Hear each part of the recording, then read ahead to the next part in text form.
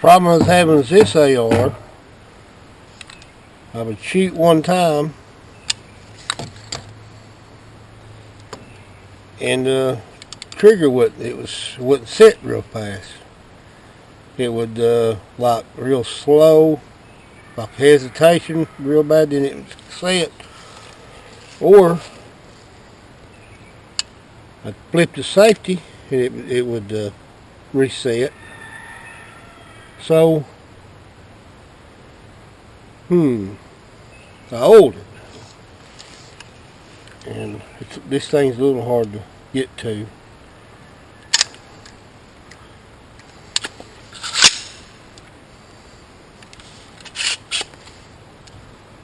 Nothing in the barrel, so what I did, and I just shot it like 4 times, and it didn't, and it hit as soon as I let off the trigger.